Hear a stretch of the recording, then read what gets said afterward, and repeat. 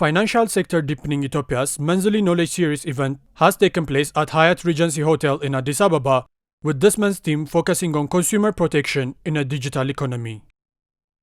The event, which was attended by more than 350 participants that included government officials, financial industry stakeholders, academia professionals, as well as invited guests from outside Ethiopia, discussed global consumer protection experiences as well as the country's perspective. State Minister for Ministry of Innovation and Technology, Huria Ali, in her keynote speech gave remarks about digitization plan of the government while stressing there needs to be more work done to increase the low digital knowledge of the population. Various invited guests from outside of Ethiopia gave remarks about their experience in their respective fields, with Raf Meiser, director at Fair Finance Consulting, giving advice to Ethiopia's financial markets needing to learn from regional experiences in their path to embracing digital services. Other guests shared their experience from Kenyan and Ugandan perspective on topics that ranged from consumer protection in competition policy, dispute resolution in digital finance, and consumers' ability to detect fraud risks.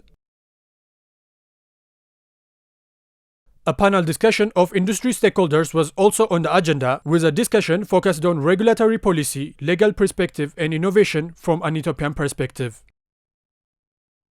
African Renaissance Television Services caught up after the event with one of the panelists, Kebron Dajani, founder and CEO of Vidicher Incorporated, a company working on the fastest power of attorney solution, in which he discussed about consumers' data protection as well as regulatory framework of the Ethiopian market from a globally operating company's perspective. Yeah, so there's two differences. So each company have their own protection. For example, the national ID, digital ID, they implement their own protection and security system.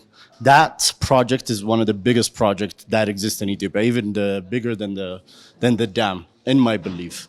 But what I'm saying is PII is very sensitive. PII can be your personal information, can be your biometric, can be your fingerprints. It's basically personally identified information.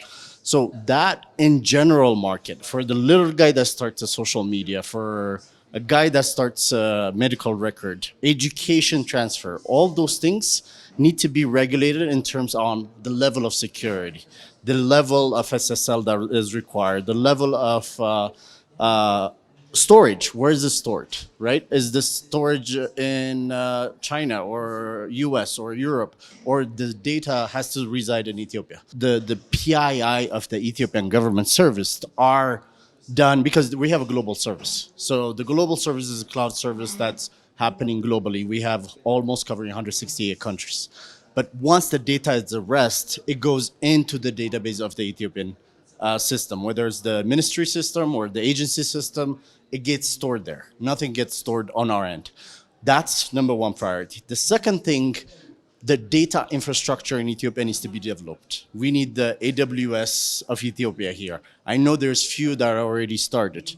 Telabor, AI, there's few private companies that are pushing for that. And for us to scale, those things are critical. So it's more a team play that we're doing, and the government is pushing aggressively in order for the data to stay here. Because as you said, it's a national security. Even the identity system, we have to bring all the ID manufacturing into Ethiopia, because that's our own data. We don't want to keep our database somewhere in Japan or somewhere in Europe. We have to maintain a big database, and we have to build a big infrastructure to scale, for example, safety records, criminal records, bank records. All those things would be very critical down the road. So I think they're approaching it. It's not an easy task, but it's going to go that way.